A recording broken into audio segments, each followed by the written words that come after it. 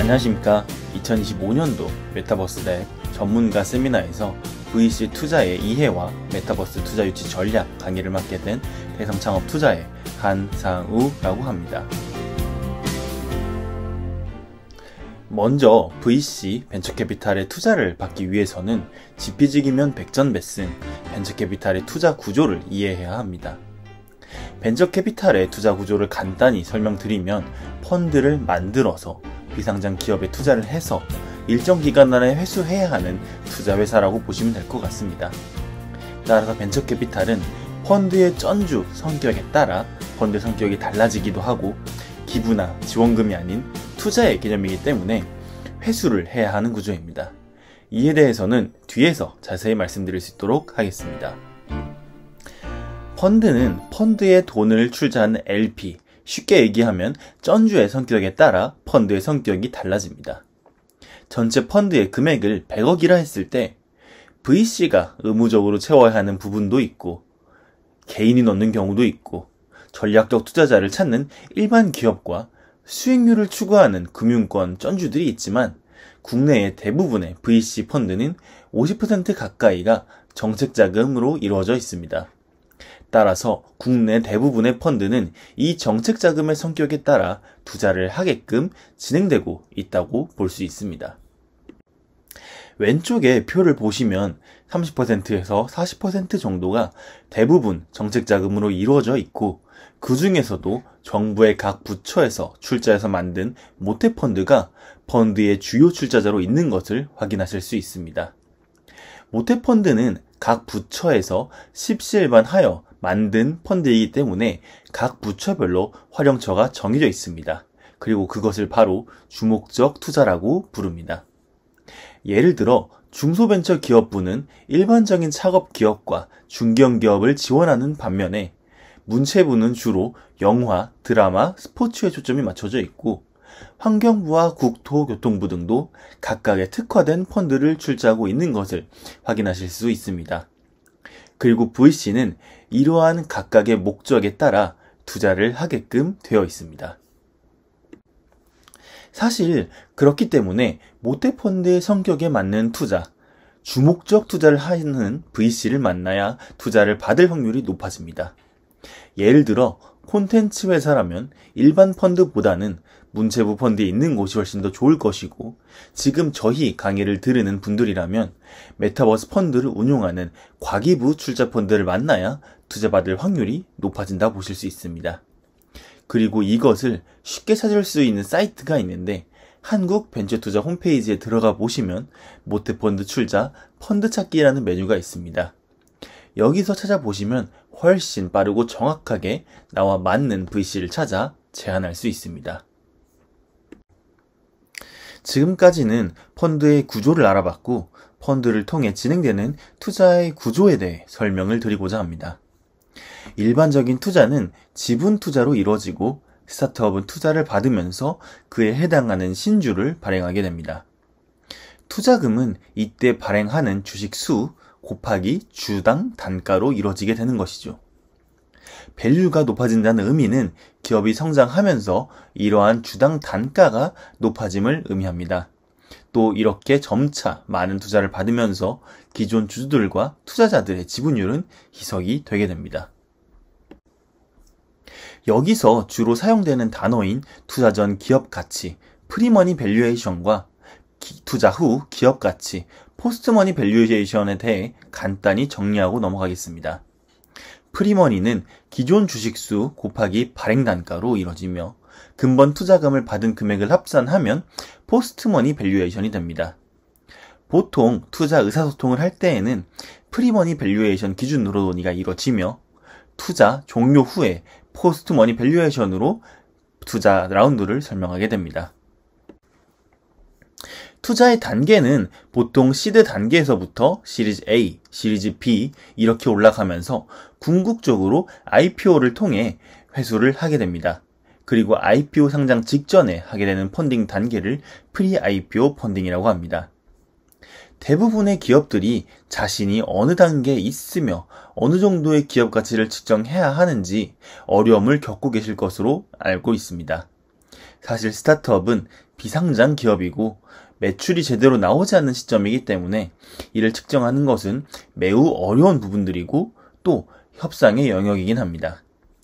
보통은 이러한 문제를 해결하기 위해서 상장 기업 중 유사 기업의 밸류에이션을 따르는 피어 그룹 이밸류에이션을 보통 진행하게 됩니다. 예를 들어 대략적으로 상장사의 유사 밸류에이션이 1200억 정도다 라고 하면은 보통 프리-IPO의 기대 수익률을 따르기 위해서 한 50%에 100% 정도를 따르기 위해서라면은 600에서 800억 수준의 프리-IPO 밸류가 형성되기 마련입니다. 또 그 시리즈가 낮아지면 낮아질수록 기대 회수 기간이 늘어나기 때문에 그만큼 기대 수익률 또한 늘어나고 한 약 2배 정도, 또 그에 따라 밸류에이션이 그만큼 낮아진다고 볼 수 있을 것입니다. 이전에 말씀드린 바와 같이 밸류에이션에서 주로 사용되는 것은 우리의 사업과 유사한 상장사의 밸류에이션입니다. 교육시장을 예시로 들자면 교육시장의 상장사 중에서 영업이익이 발생하고 퍼가 양수인 기업 중 아웃라이어를 제외한다면 시가총액의 평균은 약 1,500억 원 수준입니다. 그리고 퍼는 평균 13.6배입니다. 이는 무엇을 뜻하냐면 교육시장에서의 평균 시가총액을 달성하기 위해서는 최소한 당기순이익이 110억 이상을 달성해야지 곱하기 13.6을 해 약 1,500억 원의 평균 시총을 달성할 수 있다는 의미입니다. 사실 사업을 하시는 입장에서 아시겠지만 당기순이익 110억을 달성하는 게 결코 만만치 않습니다. 하지만 코로나 시기에는 스타트업 투자 붐이 일어나면서 많은 기업들이 높은 기업 가치를 인정받긴 했는데 결국 밸류에이션의 문제 때문에 상장에 실패하거나 후속 투자에 실패하는 경우가 종종 생겼습니다. 교육 분야에서 100억 원의 당기순이익을 달성해야지 1,500억 원이 될 텐데 예시의 기업들은 몇천억 규모의 밸류를 적자 상황에서 투자를 받게 되었습니다. 하지만 결국 이러한 고평가는 후속 투자를 어렵게 만들었고 결국 밸류를 다시 다운시키거나 중간에 사업을 철수하는 등의 액션을 취할 수밖에 없어집니다. 따라서 원활한 투자 유치를 위해서는 분야에 맞는 적절한 기업 밸류를 찾는 것이 중요하고 이를 찾기 위해서는 상장사에 대한 이해가 충분히 필요하다는 것을 알 수 있습니다. 밸류에 대한 얘기는 결국 투자 회수의 구조와 이어져 있습니다. 국내 벤처 캐피탈의 회수 방식에 대한 통계 자료를 보시면 대부분의 회수는 IPO 또는 매각으로 되어 있는 것을 볼 수 있습니다. 여기서 매각은 M&A 또는 펀드 만기 등으로 인한 제3자 매각 등이 혼합되어 있기 때문에 대부분의 회수 경로는 IPO가 대부분이다 라고 보시는 게 맞을 것 같습니다. 그래서 대부분의 밸류에이션이 상장 시장을 기반으로 이루어지는 게 이러한 이유가 있다고 볼 수가 있습니다. 대부분의 IPO는 최소 13년에서 18년까지도 걸리는 기업의 수건 사업이라고 봐야 할 것 같습니다. 그리고 분야마다 IPO까지 걸리는 평균 시간이 다른데 이러한 특성들을 살려서 평균 15년 정도 걸리는 IPO까지 회수의 기간을 어떻게 줄일 것인지를 제시하는 것이 투자 유치 성공의 핵심이라고 볼 수 있을 것입니다. 그리고 이게 왜 중요하냐면 결국에는 앞에서 말씀드렸던 펀드 투자의 구조와 연관되어 있기 때문입니다. 스타트업은 IPO까지 15년이 걸리는데 펀드는 길어야 10년, 대부분 8년 내외에서 청산하게끔 되어 있습니다. 심지어 8년 중에 투자할 수 있는 기간은 4년밖에 안 되기 때문에 짧으면 4년, 길면 8년 안에 회수를 할 수 있는 딜을 찾아야 합니다. 하지만 스타트업의 IPO는 평균 15년밖에 안 되기 때문에 이러한 시점 차이가 발생하게 됩니다. 그리고 이를 메꾸기 위해서 결국 스타트업은 이러한 시점 간극을 좁힐 수 있는 매출 성장이나 M&A 등의 청사진을 제시해야지만이 투자자 입장에서의 투자 유치가 가능할 것으로 판단됩니다. 지금까지 투자에 대한 기본 지식을 알아봤다면 조금 실전편으로 들어가서 투자 유치 전략에 대해 말씀드리고 먼저 어떻게 투자자를 찾아야 하는지를 공유 드리고자 합니다. 일단 투자자는 크게 세 가지로 구분할 수 있습니다. 엔젤 투자자, 엑셀러레이터, 벤처 캐피탈, 이렇게 세 개입니다. 시드나 좀 얼리한 단계의 회사라면 엔젤 투자자나 엑셀러레이터를 통해 투자를 많이 받는 편이고, 벤처 캐피탈은 대부분 시드 이후 프리시리즈 A부터의 투자 단계에서 투자를 많이 하게 됩니다. 이걸 밸류로 딱 갈라서 얘기하기는 어렵지만 밸류 100억 이하이면 보통 엑셀러레이터의 영역이고, 그 이후 벤처 캐피탈이 많이 검토를 하고 있는 사항입니다. 그래서 투자자를 접촉할 때 이를 알고 미팅을 해야 조금 더 투자 유치의 가능성을 높일 수 있습니다. 그럼 어떻게 투자자를 찾아야 하냐를 봤을 때 사실 좋은 기업이면 먼저 VC에서 연락이 오는 게 일반적이긴 합니다. 하지만 정말 만들어진 지 얼마 안 된 기업이거나 저 투자를 받거나 대외 활동을 많이 안 해본 기업이라면 어쩔 수 없이 직접 알릴 기회를 만들긴 해야 합니다. 그중 가장 좋은 것이 정부 사업이나 데모데이를 참여하는 것입니다. 물론 이로 인해 귀찮아지는 일이 많겠지만 그래도 가장 직접적으로 VC를 만날 수 있는 기회가 있는 몇 안 되는 곳이기 때문에 적극적으로 참석하는 것을 추천드립니다. 나는 불특정 다수의 VC를 만나고 싶지 않다, 또는 정부 지원 사업이 귀찮다 라면은 다른 방법이 있습니다. 바로 직접적인 콜드콜을 하는 방법인데요. 하지만 무작정 콜드콜이나 콜드메일을 하는 것은 매우 성공률이 낮은 방법입니다. 우선 바로 아까 잠깐 언급한 한국벤처투자 홈페이지 내에 펀드 찾기 서비스를 찾아서 이를 통해 4개 만든 펀드를 찾고 이를 바탕으로 콜드메일이나 콜드콜을 보내면 조금 더 높은 확률의 답변 확률을 받을 수 있습니다. 하지만 그럼에도 불구하고 답변 확률이 낮은 편이긴 하거든요. 요즘에는 대부분의 심사역들이 링크드인을 함께하고 있기 때문에 링크드인을 통해 내게 맞는 VC에 메시지를 조금 더 보내면은 조금이나마 더 높은 확률로 답변이 올 것을 기대할 수 있습니다. 마음이 맞는 투자자를 찾고 투자 유치를 논의하게 되면 결국 계약을 위한 협상을 진행하게 됩니다. 하지만 스타트업 투자라는 게 계속 말씀드린 바와 같이 정해진 내용이 없기 때문에 서로 다른 관점을 가지고 협상을 돌입하게 됩니다. 결국 어떤 논리를 바탕으로 설득하고 또 설득당하냐가 중요한 쟁점이고, 이에 대해 가장 중요한 지표는 결국 상장사 피어그룹과의 대비한 어떤 기업의 현황과 매출의 현황을 비교하게 되는 것입니다. 투자 유치는 결국에는 시간과의 싸움입니다. 우리가 돈이 필요하다면 빠르게 돈을 받는 게 중요한 것이고, 돈이 필요하지 않다면 천천히 여유롭게 받아도 됩니다. 스타트업이 원하는 밸류를 투자자가 들어주지 않을 때 돈이 여유롭다면 천천히 투자자들을 만나면서 우리의 사업 계획과 밸류를 들어줄 수 있는 투자자를 찾아도 되고, 또 돈이 부족하다면 밸류를 조정하는 유연함이 필요합니다. 우선 돈이 필요하다면 받는 게 맞습니다. 요즘 투자 유치까지 시장이 매우 안 좋기 때문에 1년 이상 늘어지는 경우도 많이 보입니다. 이렇게 오래 늘어지며 투자자 미팅에 신경 쓸 바에는 돈이 필요한 상황에서 밸류를 낮추더라도 빠르게 받아서 사업을 진행하는 것이 좋습니다. 현재 1조 밸류 IPO를 준비하는 모 업체의 경우에는 세계적인 석학임에도 불구하고 초반 양산 체계 구축을 위해 약 30%에 가까운 지분을 희석하면서 빠르게 투자 유치를 마무리 지었습니다. 그리고 양산 시스템 구축 후에 상용화에 빠르게 진행하였고, 결국 이러한 실적을 바탕으로 유니콘 기업에 가까이 성장할 수 있었습니다.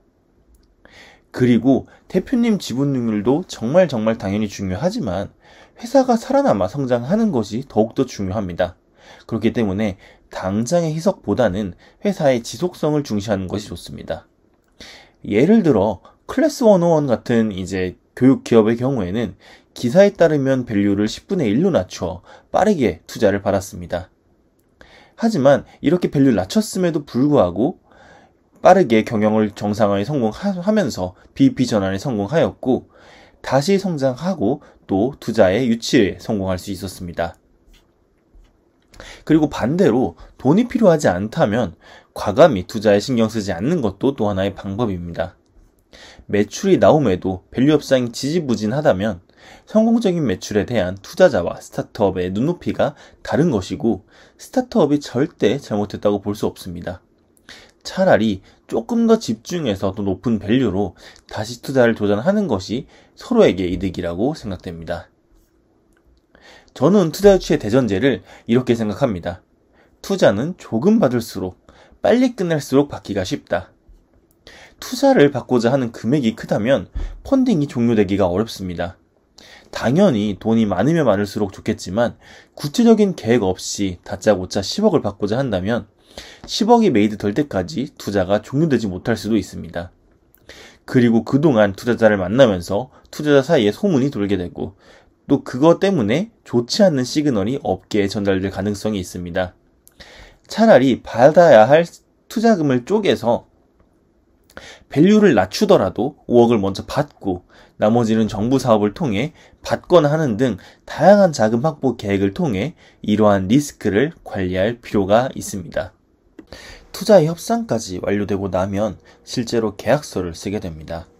사실 근본 강의는 계약서의 내용까지 들어가게 되면 너무 내용이 길어질 것 같아서 중요한 내용만 말씀드리고자 합니다. 보통은 계약을 진행할 때 RCPS, 상한 전환 우선주로 많이 투자를 하게 됩니다. RCPS로 투자를 하게 되는 가장 큰 이유는 투자자와 스타트업 모두에게 큰 부담이 없는 투자이기 때문입니다. 전환권을 통해 배당을 받는 우선주에서 일반 주식인 보통주로 전환할 권리를 가지고 특별한 경우에는 리픽싱이 적용이 가능합니다. 또한 상한권을 통해 IPO가 되지 않더라도 기간이 지나면 상한 청구가 가능합니다.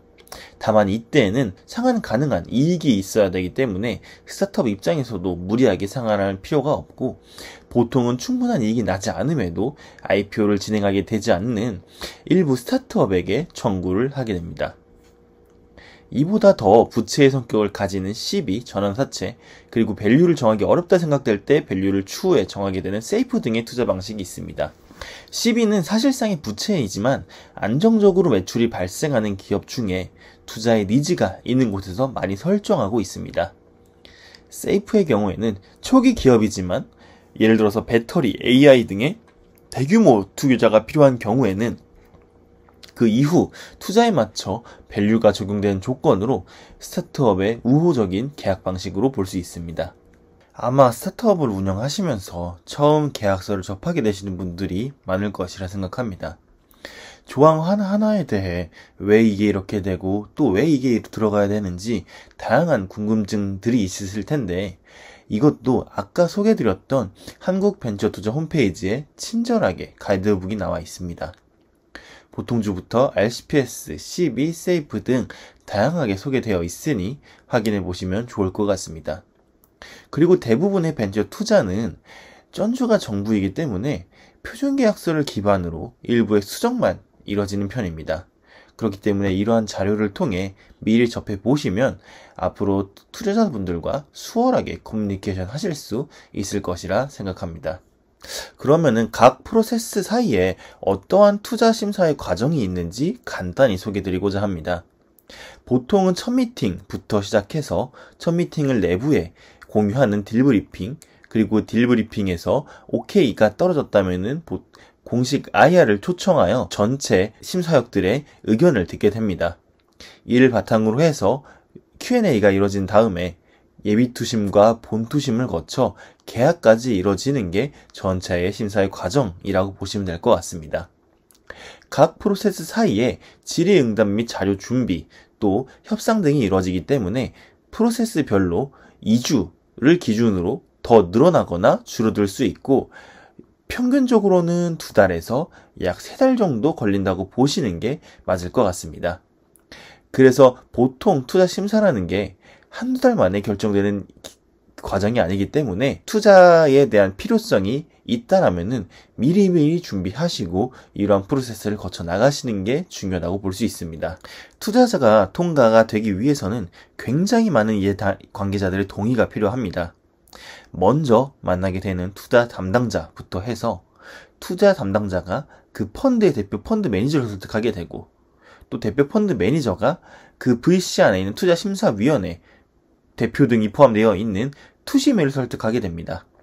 또 투심회가 설득을 완료가 됐다면은 이를 쩐주들, LP, 모태펀드 등의 LP 등에 또 보고를 하게 되는데, 이렇게 투자 유치에 거쳐야 할 이해관계자가 굉장히 많습니다. 그래서 이를 설득하기 위해서는 발빠른 대응과 잦은 소통이 필요하기 때문에 앞으로 또 투자 담당자들 만나게 되시면은 최대한 좀 빠른 협조와 또 잦은 커뮤니케이션을 통해서 이러한 부분들이 수월하게 이루어질 수 있도록 도움을 주시면 좋을 것 같습니다.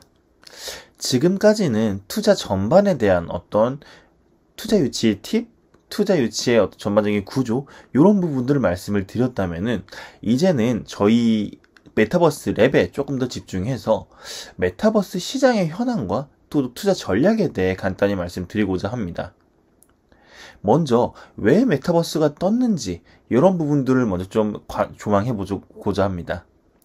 메타버스는 2020년도 비대면 특수로 인해 코로나로 촉발된 관심이 큽니다. 비대면 시대와 맞물려 지속적으로 성장하였고 2030년도 약 3조 달러 규모의 시장을 형성할 것으로 전망된 바 있습니다. 그래서 한 2020년도, 2021년도, 2022년도를 거치며 메타버스에 대한 기업과 투자자의 관심이 고조되면서 다수의 전략적 투자와 M&A가 발생한 바 있습니다. 하지만 2023년도 본격적인 포스트 코로나 시대가 열리면서 코로나 시대를 강타했던 메타버스 테마가 주춤하기 시작했습니다. 메타버스에 대한 꾸준한 투자가 이루어졌으나 실제 매출과 영업이익을 이끌기에는 매우 역부족했습니다. 2023년도 디즈니는 50명 규모의 메타버스 부서를 해체하기에 이르렀고, 마이크로소프트는 알트스페이스 VR 서비스를 종료하는 등 메타버스에 대한 투자를 줄이고 있었습니다. 밑에 보시는 그 장표와 같이 메타의 리얼리티 랩스 실적과 로블록스 실적을 보시면 메타버스의 시장이 줄어듦과 동시에 지속적으로 적자가 누적되는 것을 볼 수 있습니다. 이렇듯 메타버스는 일상적인 수요 창출에 실패하게 됩니다. 기업 외의 메타버스 공간은 실질적인 수요 창출에 실패했고, 국내에서 창업진흥원이 만들었던 메타버스는 누적 방문자 겨우 489명에 이르렀고, 제페토가 내에서 만들었던 성남교육도서관의 경우에는 하루 방문자가 10명 미만인 등 사실상의 정기적인 수요 창출엔 실패한 바 있습니다. 그렇다면 메타버스의 시장의 돌파구는 무엇이 될까요? 포스트 코로나 시대에 비대면 수요가 줄어들면서 메타버스 시장은 새로운 수요를 창출할 새로운 성장 동력이 필요하게 됩니다. 메타버스의 시장의 성장은 하드웨어 성장뿐만 아니라 핵심 콘텐츠의 개발이 필수적입니다. 과거의 역사를 보시면 2016년도에 포켓몬고로 촉발된 AR에 대한 관심, 또 2019년도 하프라이프 알릭스의 출시로 인한 VR에 대한 관심, 2020년도부터 2022년도까지의 비대면 시기를 지나서 메타버스가 자리 잡을 수 있는 새로운 핵심 콘텐츠 발굴이 메타버스 시장의 새로운 성장 동력이 될 것이라 생각합니다. 메타버스 투자의 트렌드 변화를 보실 수 있습니다.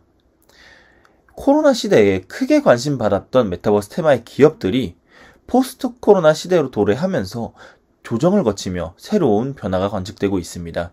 메타버스 테마의 주요 기업들, 스코넥, 위지윅, 로블록스, 덱스터 등의 메타버스 주요 기업들은 코로나의 절정이었던 21년도, 22년도에 비대면 수요를 거치면서 정점을 찍고 지속적으로 하락했습니다. 그리고 코로나 이후에 실질적으로 수요와 매출을 만들고 있는 버추얼 크리에이터 시장 등이 새로운 메타버스 트렌드로 부상하게 됩니다. 그렇다면 메타버스 테마에서 투자 유치를 받기 위해선 어떻게 진행을 해야 할까요? 포스트 코로나 이후 메타버스 투자는 단순히 트렌드로서가 아니라 실질적인 수요와 매출을 창출할 수 있는 기업의 투자가 이루어진 바 있습니다. 혁신의 숲 기준으로 2024년도 메타버스 키워드 투자 중 직접적으로 메타버스를 구축하는 기업은 3개 정도에 불과했습니다. 그 외에는 메타버스 기술을 바탕으로 콘텐츠 또는 산업과 연동해서 실질적인 수요를 만들어낼 수 있는 기업이 많이 투자를 받아왔습니다. 그래서 메타버스 분야로서 투자 유치를 받기 위해서는 단순히 정부와 연결해서 또는 기업과 연결해서 B2G, B2B로 일회성 매출 이벤트로 끝나는 사업이 아니라 자체 기술과 IP를 바탕으로 해서 실질적인 수요 창출이 가능한 기업으로 성장이 필요합니다. 지금까지 경청해 주셔서 감사합니다. 메타버스 분야가 사실 굉장히 어려운 상황에 놓여 있습니다. 그럼에도 불구하고 실질적인 수요를 창출하고 또 매출을 발생시킨 기업들은 작년에도 투자 유치에 성공하면서 사업을 원활히 진행할 수 있었습니다. 여러분들도 끝없는 도전과 또 시도를 통해서 이러한 부분들을 충분히 해결해 내실 수 있을 것이라 생각합니다. 맨 앞에 보시면 제 메일이 적혀 있습니다. 제 메일에 편하게 연락 주시면은 제가 도움을 드릴 수 있는 부분들은 최대한 도움을 드리면서 여러분들의 어떤 성장에 기여할 수 있도록 하겠습니다. 앞으로의 사업의 건승을 기원합니다.